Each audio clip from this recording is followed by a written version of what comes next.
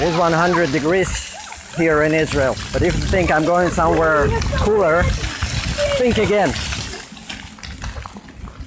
Yes, we're actually going somewhere hotter. Hotter? Is this a word? Hotter than hell. Oh, it is. Okay.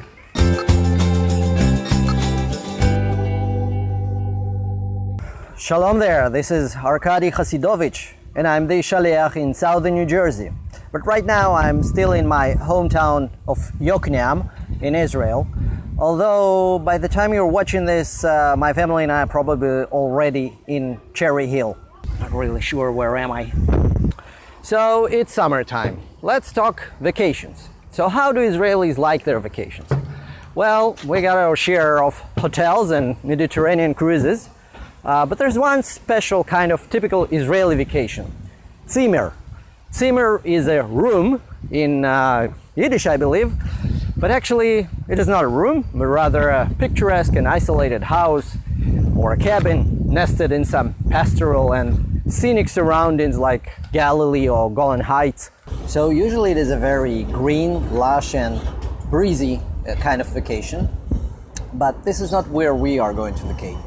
We are going to the desert, to a very special and secluded Tzimmer, I would say. Nothing fancy, just the desert and, well, air conditioning. Come on, join us for the road trip. I think I actually forgot my wife. Give it to me. Hey Vika, are you joining us? Hi, how are you? Yeah, I'm going to join you to this retreat. Alright, pop in.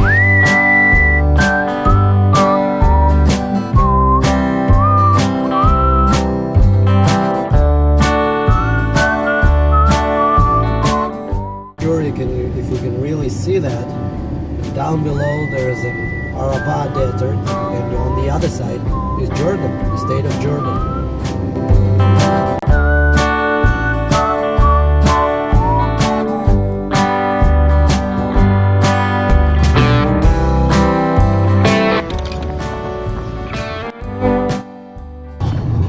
So believe it or not, but this is actually an ancient seabed.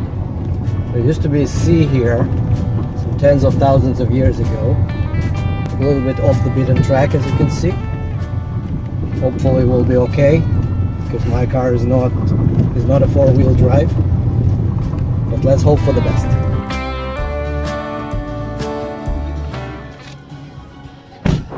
So right now, as you can see, we're really in the middle of the desert.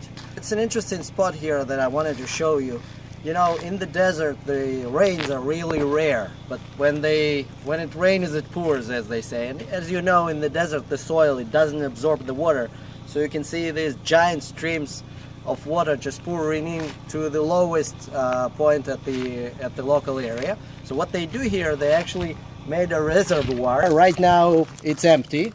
Well, we're in the middle of a summer right now, so it's already empty, but sometimes the water stays through the whole summer. And they use this water for the agriculture, for local agriculture. Well, desert or not desert, man's gotta eat, right?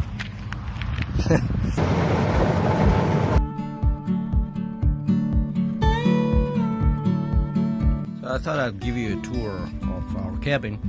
You can't get to the cabin in the car. You have to park in the parking lot, and then they take you with this golf car, because they want to keep the tranquility and quietness of the place without interfering with cars, etc. And we really wanted something simple yet comfortable. So let's take a look. Well, first of all, there's a small swimming pool here, which you can fill with water as much as you like.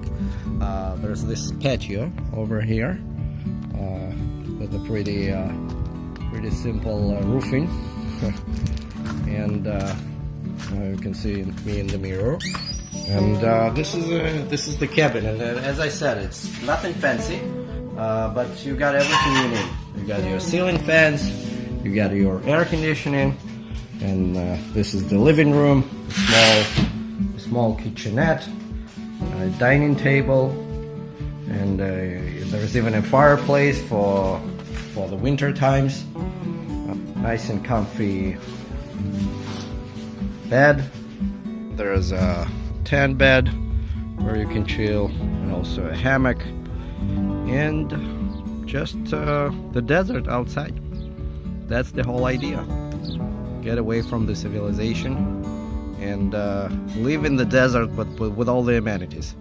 All right, so this is the golf car that I mentioned earlier. Look, you can find all kinds of things in the desert, but you can even find people from Washington D.C. So why don't you tell us about a little bit about yourself? Okay, my name is Sarah.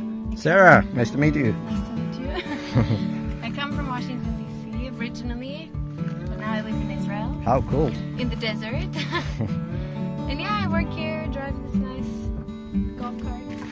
Very cool. Well, thank you, Sarah.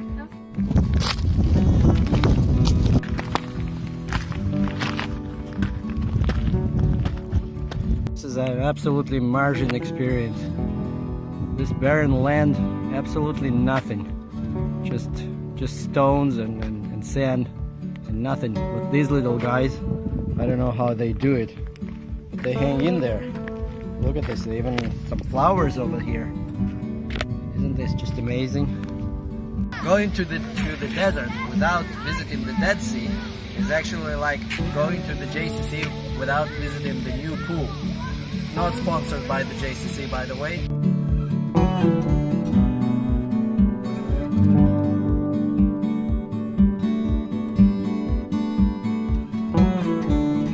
I do appreciate the desert, but there's nothing like green grass of home.